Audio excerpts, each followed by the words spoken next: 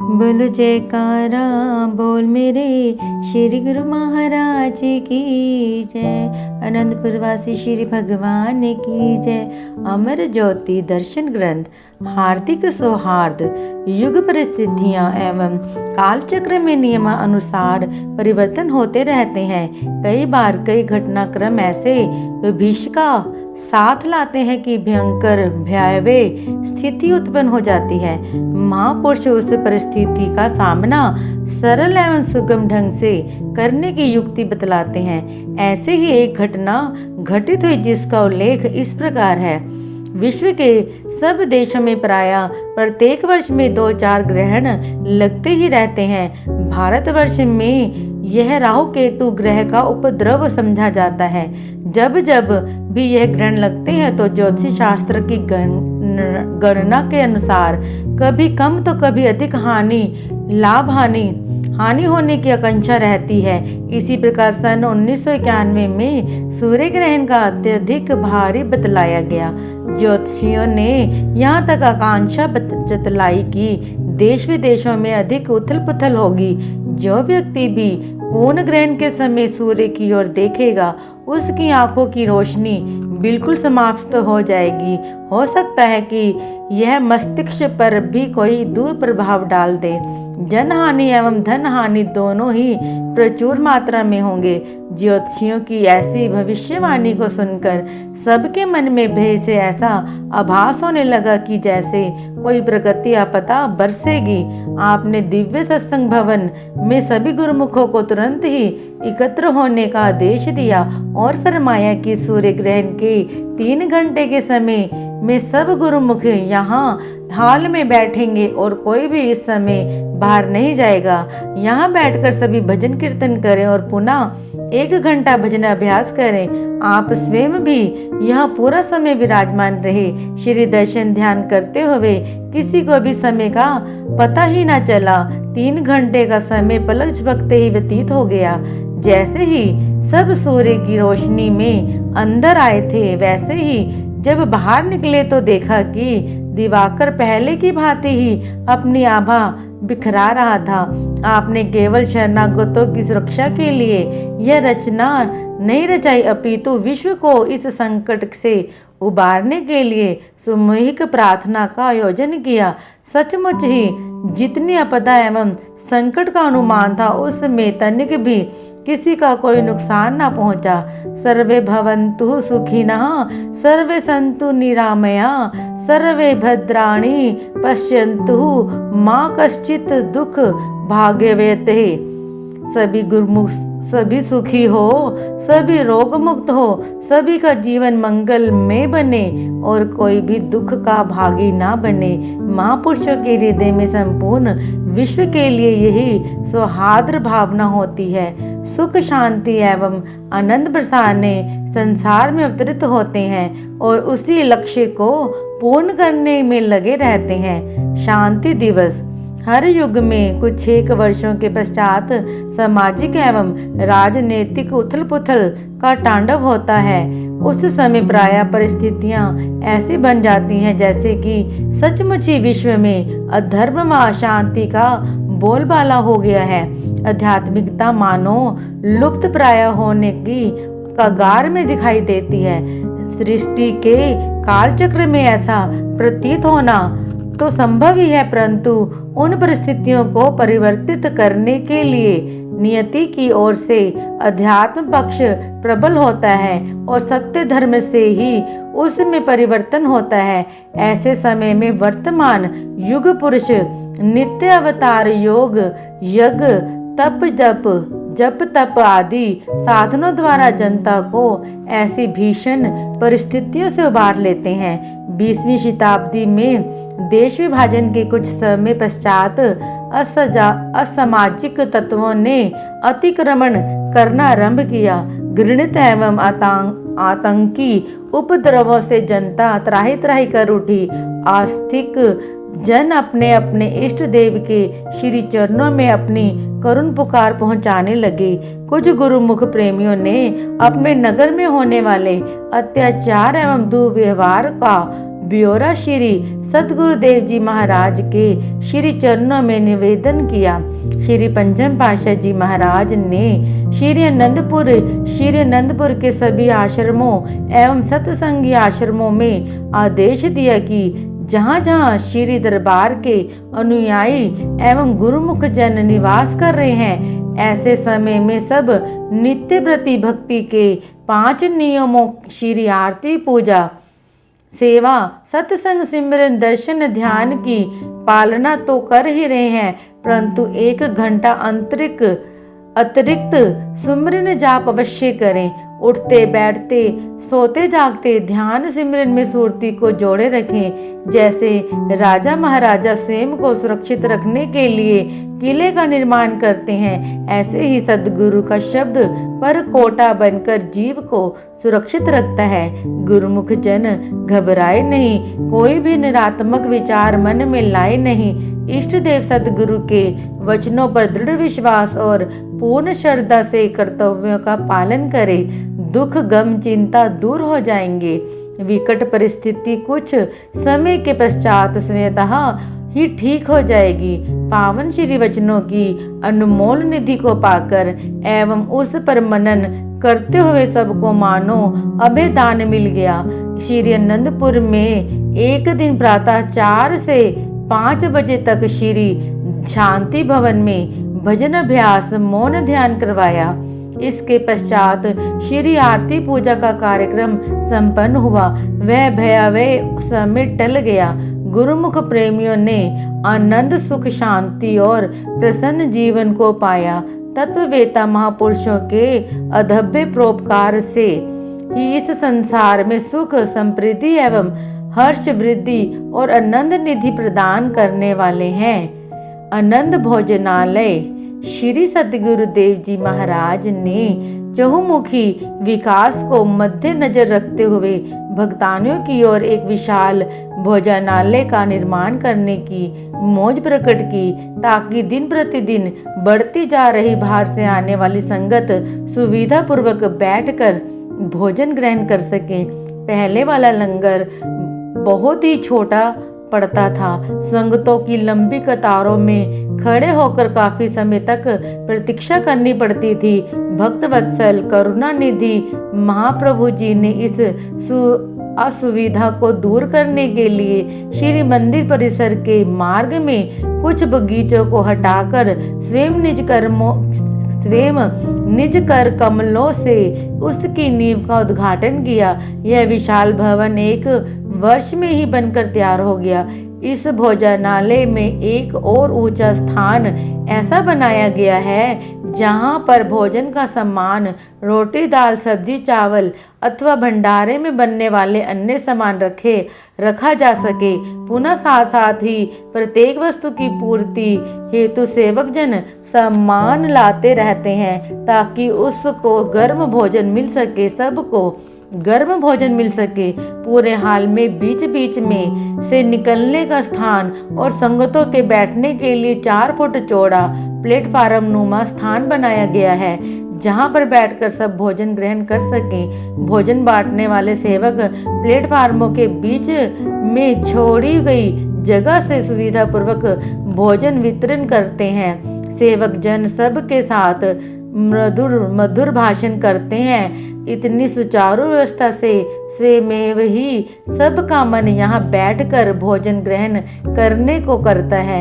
आवास स्थान से यह भोजनालय दूर होने पर सब शरणागत यहीं कहते थे कि इतनी दूर भोजन करने कौन जाएगा।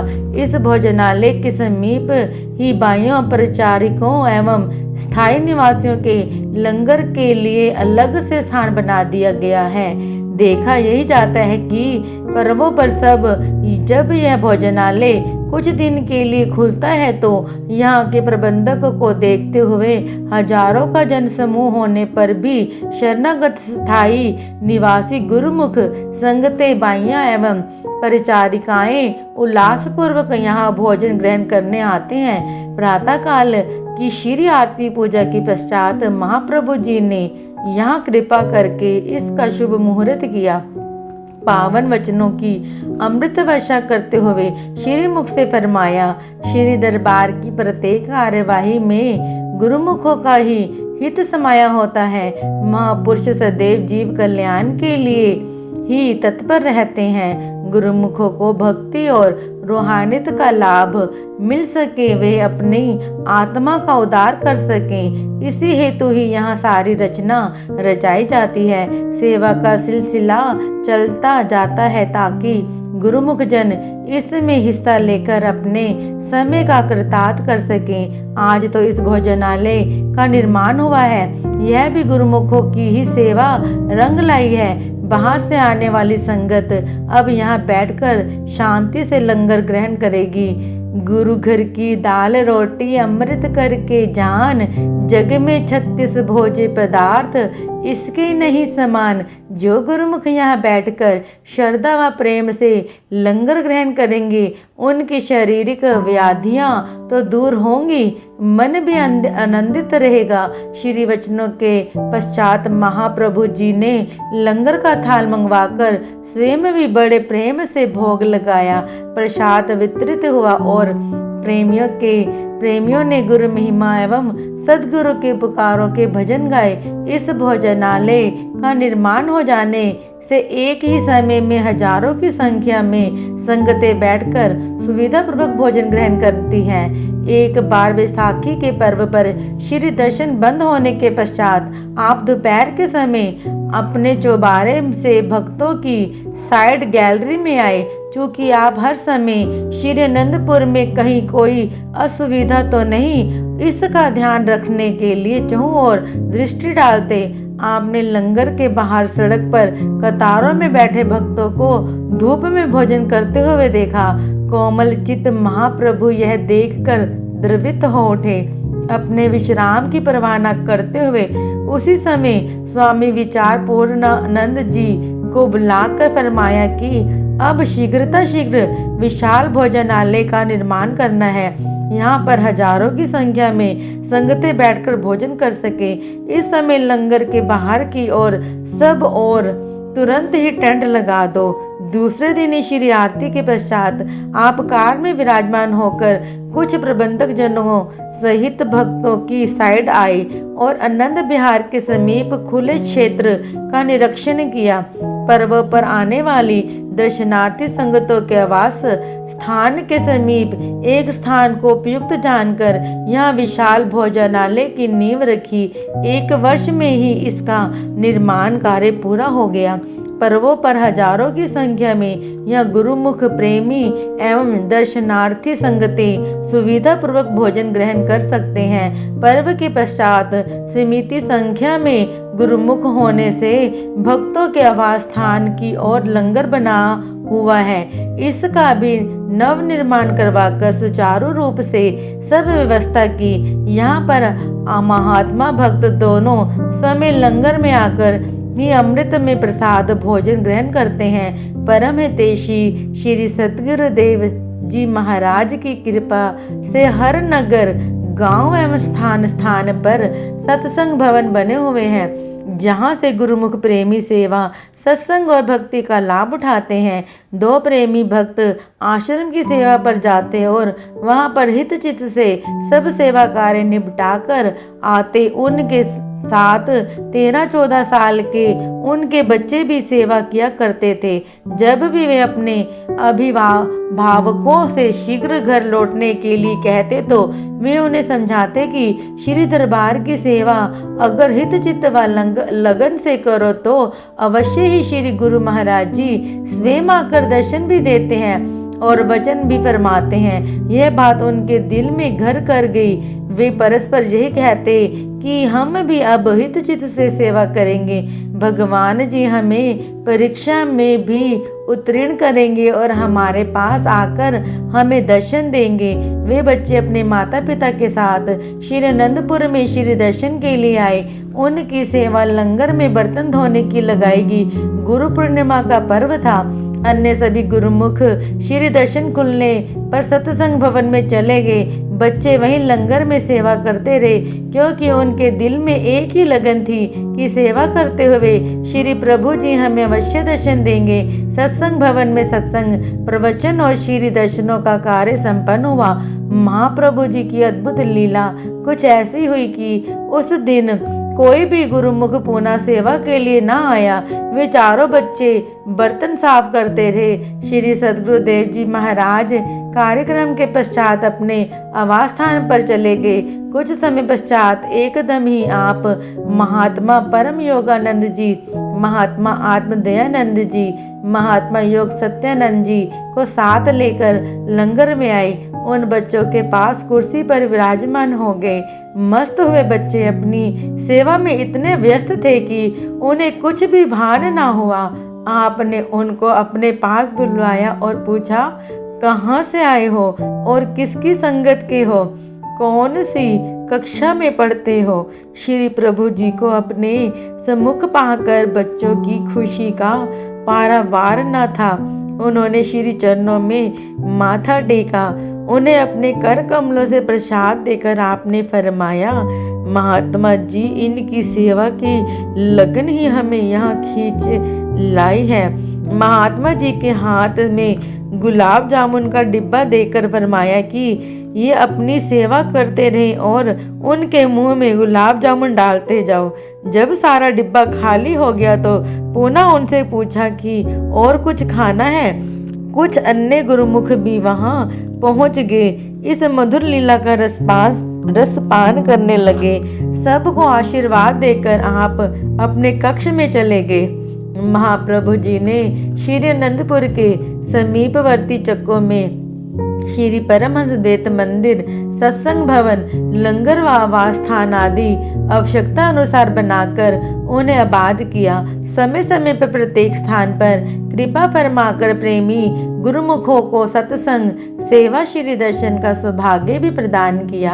आप पर्व के पश्चात प्रायः शांतपुर चक में 2-3 दिन के लिए कृपा फरमाते। वहाँ कुछ एक गुरुमुख भी साथ सेवा में जाते। अन्य गुरुमुख एवं दर्शनार्थी संगतों के लिए इन दिनों बिना आज्ञा के वहाँ प्रवेश नहीं मिलता था। एक गुरुमुख भक्त जो श्री दर्शन करने के लिए श्री अनंतपुर आया करता था ने धन की सेवा एकत्र की। अपने भाई के साथ श्री अनंतपुर पहुंच गया। महाप्रभु जी उस समय श्री अनंतपुर के पर्व मनाने के पश्चात कुछ दिन के लिए शांतपुर चक पर विराजमान थे। श्री आज्ञा लिए बिना वहां जाना मना था। वह प्रबंधक महात्मा जी को उन्हें शांतपुर भेजने के लिए विवश करने लगा। महात्मा जी ने बहुत विनम्रता से कहा कि हम आपकी विनती श्री चरणों में भेजेंगे। आपकी विनती स्वीकार होने पर ही आप वहां जा सकते हैं। तब तक आप यहीं विश्राम करो। परंतु वह सब अनसुना कर सेवा टोकरे में डालकर भाई को साथ लेकर शांतपुर चक पर पहुंच गया।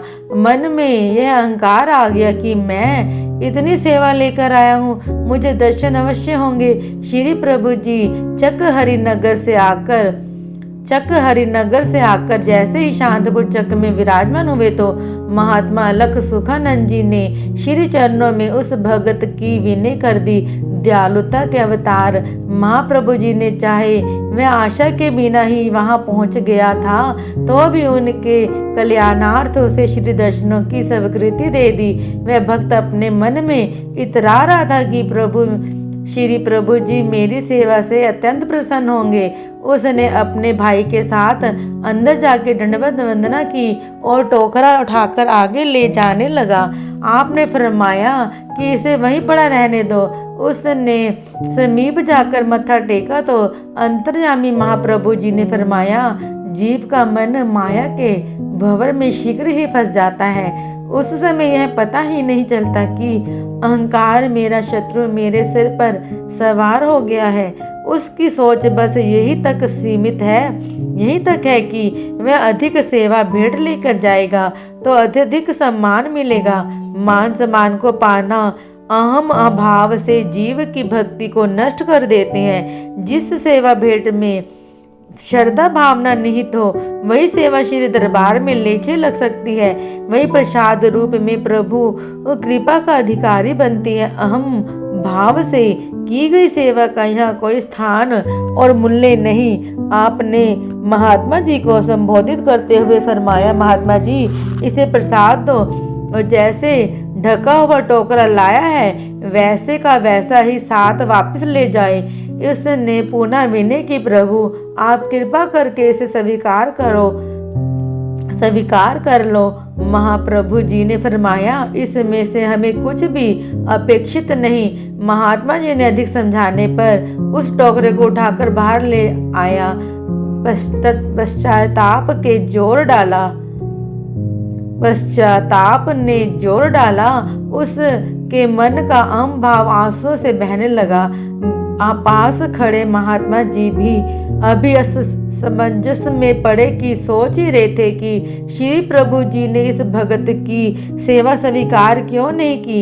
इतने में महाप्रभु जी ने महात्मा जी को कहा, बाहर जाकर देखो वह भक्त क्या कर रहा है। महात्मा जी जब बाहर आए तो उस समय उसका भाई उससे कह रहा था कि मैंने तो तुम्हें पहले ही कहा था कि महापुरुष तो केवल भाव ही चाहते हैं, फिर हमें बिना श्री आज्ञा के यहाँ नहीं आना चाहिए था। प्रेम अश्रु बहाते हुए उसने महात्मा जी से विनय की, मेरे मन का अहम भाव अब मुझे कचोट रहा है। मेरे मन ने तो कहा था कि तुम्हारा खूब स्वागत किया जाएगा, परंतु अब समझ में आया कि महापुरुष हमारी रूह के हितैषी होते हैं। वे अपने भक्तों को भक्ति से सुदृढ़ करने के लिए कोई ना कोई रचना रचा देते हैं। अब इस टोकरे में मेरा कुछ नहीं है, सब प्रभु का दिया हुआ ही तो है। मैं हाथ जोड़कर प्रार्थना करता हूँ कि इसे आप ले जाकर भेंट कर दो। महात्मा जी ने अंदर जाकर उसकी हार्दिक वेदना की विनय श्री चरणों में सुनाई। आपने कृपा करते हुए उसे पुनः अपने पास बुलाया। उसने प्रभु जी की कृपा का आभार प्रकट करते हुए दंडवत प्रणाम कर क्षमा याचना की और उस समय उस सेवा भेंट को एक तरफ रख दिया। महाप्रभु जी ने उसे मुस्कुराते हुए आशीर्वाद दिया और फरमाया, भगत जी हम तो अपने भक्तों की भक्ति की दात ही प्रदान करते हैं। यदि कहीं भक्ति में नुकसान हो रहा हो तो वह हमें गवारा नहीं। फिर अहंकार तो सबसे बड़ा शत्रु है, इसीलिए अहम भाव त्याग कर अब भजन सिमरन करो और भक्ति कमाओ। सत्य तो यह है कि श्री सद्गुरुदेव महाराज जी हर पल हर क्षण अपने सेवकों की हर प्रकार से संभाल करते हैं। सेवकों के मन में सेवा का, धन का, मान का अथवा किसी अन्य प्रकार का अहंकार ना आ जाए, उनकी भक्ति में किसी प्रकार की कोई कमी ना आए। महापुरुष अपनी कृपा का वरद हस्त रखकर अपने वचनों से सदैव उन्हें संचेत करते रहते हैं। श्री सद्गुरुदेव महाराज जी श्री आनंदपुर का निर्माण कार्य करवाने के साथ साथ गुरुमुख प्रेमियों की अभिलाषा को पूर्ण करने के लिए कितनी ही परमार्थ यात्रा करते श्री दर्शन एवं वचनामृत द्वारा मानव जन्म की उपदेयता को बोध कराते हुए पुनः श्री आनंदपुर लौट आते। जब भी पर्वों से पूर्व श्री आनंदपुर पधारते तो जहाँ जहाँ सेवा कार्य चल रहे होते, कई बार स्वयं उन डिपार्टमेंट में कृपा फरमाते और कई बार स्थायी निवासी गुरुमुखों को पास बुलाकर श्री दर्शनों का सौभाग्य प्रदान करते। गुरुमुखों के हृदय में सदा यही लालसा बनी रहती कि उन्हें महाप्रभु जी की समीपता प्राप्त हो। प्रेमी को अपने प्रियतम के सिवा कुछ सूझता ही कहाँ है। ठीक जैसे चकोर निरंतर सारी रात चंद्रमा की ओर निहारता रहता है, क्योंकि उसकी चंद्रमा में सधन प्रतीत है। उसकी चंद्रमा से सघन प्रीत है। चंद्रमा उदय होते ही मानो उसके जीवन का नव जीवन मिल जाता है। ऐसे ही प्रेमियों के प्राण भी अपने प्रीतम श्री सद्गुरुदेव में ही बसते हैं। उनका मन चित्त वृत्ति विचार सुरति की धारा सदैव प्रीतम के चरण कमलों से जुड़ी रहती है। वे समर्पित भाव से सदा उनके ही चिंतन में निमग्न रहते हैं। जहाँ सेवक के हृदय में अपने स्वामी का विशुद्ध प्रेम पाने के लिए तड़प जागृत होती है, वहाँ फिर भला स्वामी भी सेवक को मिलने के लिए अधीर क्यों ना हो। एक बार एक डिपार्टमेंट में कुछ गुरुमुख प्रेमी श्री चरणों में उपस्थित हुए। अंतर्यामी श्री प्रभु जी ने उनके हार्दिक प्रेम को देखते हुए अपनी मनोहर वाणी में पावन वचन फरमाए। गुरु भक्ति में विशुद्ध प्रेम ही सर्वोपरि है। जो प्रेमी है उसके भाव मायावी बंधन स्वयं ही टूट जाते हैं और विकारों का से रहित हो जाता है। जिसके हृदय में अपने इष्ट देव के प्रति अटूट श्रद्धा और विश्वास है, वही इस अनमोल प्रेम की दिव्य दात को पा सकता है। प्रेमी हर पल अपने प्रीतम की याद में निमग्न रहता है, फिर चाहे उसकी प्रीतम की याद में रोना और तड़पना भी पड़ता है। यही वास्तविकता है। परम संत श्री कबीर साहब जी का कथन है, हंस हंस कंत न पाइया, जिन पाया तिन रोए, हासी खेले पिए मिले तो कौन दुहा गिन होए। अर्थात ईश्वर की प्राप्ति के लिए लौकिक रसों के आनंद से जो अनुभूति होती है उसका त्याग करना पड़ता है। यदि कोई कहे कि हर्षोल्लास से सब विषय भोगते हुए प्रभु से वियोग की पीड़ा कहीं अग्नि में जले बिना श्री ईश्वर की प्राप्ति हो जाएगी, तो यह असंभव है। फिर तो कोई भी दुर्भाग्यशाली मालिक से दूर ना रहता। जिसने भी ईश्वर को पाया है उसने प्रेम में अधीर होकर आंसू बहाए हैं और संसारिकता का त्याग किया है, तभी वे आत्माएं सुहागिन बन पाई हैं और उन्होंने मालिक की अथाह प्रसन्नता को पाया है। प्रेम के बिना प्रभु नहीं मिलते। प्रेम के रंग में रंगे आशिकों की तो ये निशानियां हैं। आशिकों की 9 निशानियां हैं। आशिकारा 9 निशान अस्ते ए पिसर, आहा सर्द ओ रंग जर्द ओ चश्म तर, कम खुरदन कम गुफतन ओ खुफतन हराम, इंतजारी बेकरारी शब बेदारी है मुदाम। आशिक मालिक के प्रेम और उनकी याद में सदा ठंडी आहें भरते हैं। उनके चेहरे का रंग पीला पड़ जाता है, आंखों से प्रेमाश्रु बहा करते हैं। वे कम खाते हैं, मितभाषी होते हैं, अर्थात कम बोलते हैं। वह वाद विवाद से दूर रहते हैं। उनकी नींद उड़ जाती है और वे भजन बंदगी में रत रहते हैं। वे मालिक की प्रतीक्षा में नयन बिछाए रखते हैं। हृदय में बेकरारी और तड़प होती है। उनकी आत्मा सदैव अपने सद्गुरु से मिलने को आतुर रहती है। उनकी आत्मा सदैव अपने सद्गुरु से मिलने को आतुर रहती है। इन 9 निशानियों में से एक भी निशानी जिस प्रेमी के हृदय में दृढ़ होती है तो वह प्रेम की पराकाष्ठा को पाने के लिए उत्तरोत्तर पग बढ़ाता है और वही सच्चा प्रेमी प्रभु को घट में पा लेता है। हम हर प्रेमी के हृदय में अवस्था को जानते हैं। एक प्रेमी का हृदय सदा प्रेम से भरपूर रहता है। ईश्वर शरीर की स्थिर पड़ जाने पर भी उसके हृदय में प्रेम धाराएं कभी स्थिर नहीं पड़ती। उसके अंतर मन में श्री दर्शन की लगन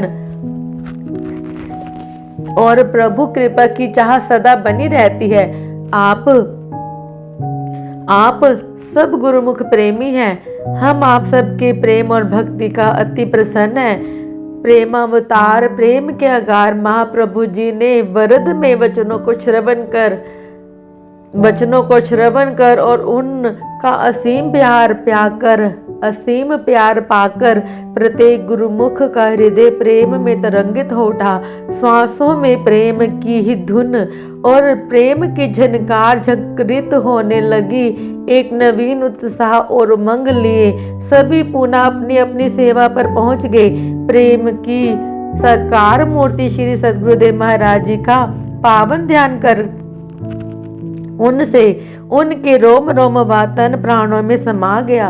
प्रेमी की ऐसी भावना को वर्णन करती हुई संत दयाबाई जी अपनी वाणी में वर्णन करती हैं। सोवत जागत एक पल नाहिन बिसरू तो ही, करुणा सागर दया निधि हर लीजिए सुधि मोही।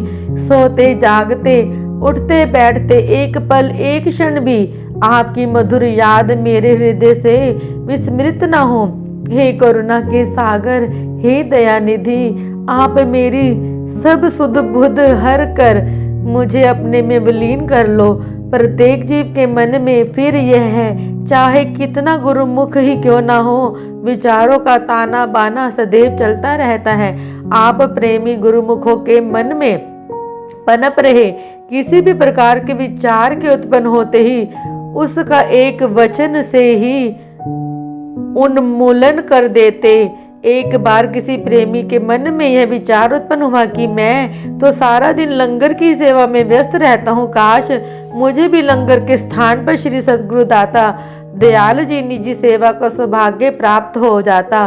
घटघटवासी महाप्रभु तो सबके दिल की जानते हैं। जैसे ही वह प्रेमी श्री चरणों में उपस्थित हुआ तो आप सहज ही में वचन फरमाने लगे। जो गुरुमुख श्री दरबार की आज्ञा के अनुसार जहाँ भी सेवा कर रहा है, अगर वह पूरे प्राणप से उसे निभा रहा है तो समझो वह श्री गुरु महाराज जी की निजी सेवा ही कर रहा है और उसकी उस सेवा से ही श्री सद्गुरुदेव महाराज जी को हार्दिक प्रसन्नता हो रही है।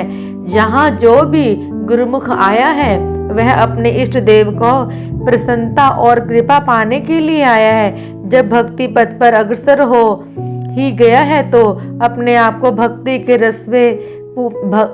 के रस में पूरा का पूरा डुबो दे और डूबता ही जाए। उससे क्या होगा, उसे भक्ति का अनमोल रत्न तो मिलेगा ही, बल्कि साक्षात भगवान भी मिल जाएंगे। श्री वचन श्रवण करते ही उस प्रेमी के हृदय में मस्ती की रंग भर गया और वह श्री चरणों में दंडोत प्रणाम कर अपनी सेवा में जी जान से जुट गया। बोलो जयकारा बोल मेरे श्री गुरु महाराज की जय, साचे दरबार की जय। अगर आपको हमारी वीडियोस देखना पसंद है और आप हमारे चैनल से जुड़े रहना चाहते हैं तो प्लीज़ वीडियो को लाइक, शेयर और चैनल को सब्सक्राइब कर दीजिए।